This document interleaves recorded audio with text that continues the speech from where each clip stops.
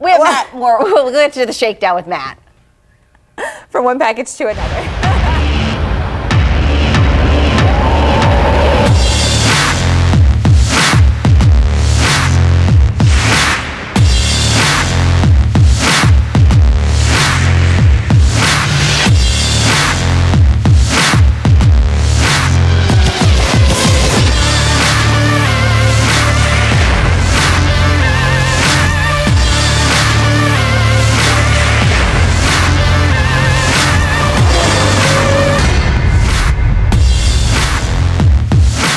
Hey now, welcome into the Shakedown Zone. We're bringing you all the results and news from the world of motorsports. We start off this week's edition with NASCAR, which spent last weekend at the Kentucky Speedway for the Quaker State 400.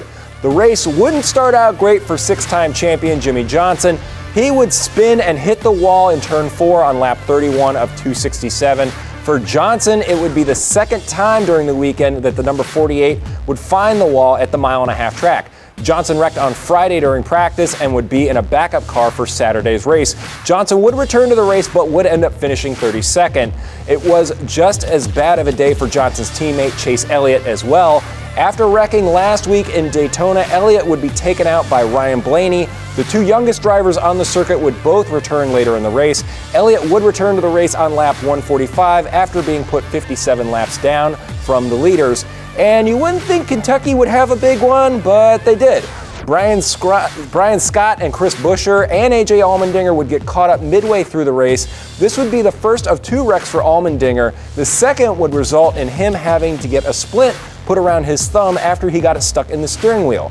He did have x-rays this week to get it looked at, and the team said it was fine, and he's been cleared to return to competition this week. But the man on top of the world right now is Brad Keselowski, who would end up having just enough fuel to hold off Carl Edwards in the final lap to win his second race in a row and his 4th of the season. Let's hear from the winner about what he thought of the Quaker State 400.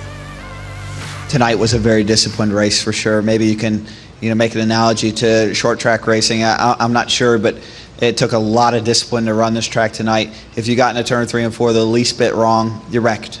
That's just the way the race was, and I think that's what we saw. There's arguments to be made, good or bad, for that. I think it's a good challenge. We're professional race car drivers. It shouldn't be easy. It wasn't tonight. It was very, very difficult, and you had to certainly be very smart. This week, the NASCAR teams load up and head to New Hampshire for the New Hampshire 301. That race will be Sunday at 1:30 p.m. Eastern on NBCSN. IndyCar is heading north of the border to Toronto this weekend. Joseph Newgarden is looking not only to repeat at the Honda Indy Toronto this weekend, but go for his second win in a row after winning the Iowa Corn 300 last week.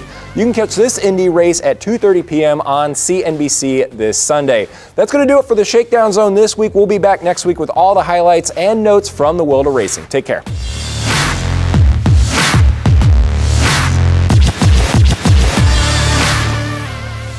Thank you, Matthew. Hope you're thirsty. Up next, we're giving you the deets on the best wine to go with your meats. And I'm showing you one of my favorite summer recipes. It's sure to be a hit at your next barbecue. So stay tuned. You don't want to miss this.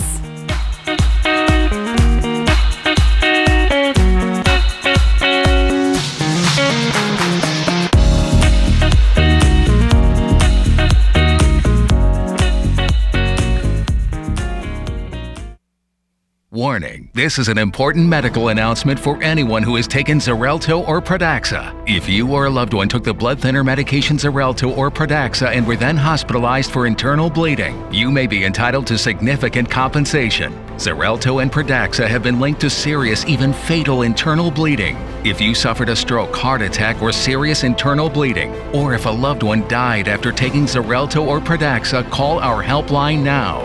Our network of attorneys have years of experience fighting the big pharmaceutical companies and is ready to fight for you. You'll pay nothing unless there's a recovery in your favor. Potential claims are being reviewed for users of Xarelto or Pradaxa who have suffered severe bleeding or hemorrhaging, stroke, or even death. Call Xarelto Pradaxa Troubles today for a free confidential consultation today. Don't fight this alone. Please call 800-453-0761. That is 800-453-0761. I rescued Toast from a shelter in 2011. I love Toast because she's a lazy diva.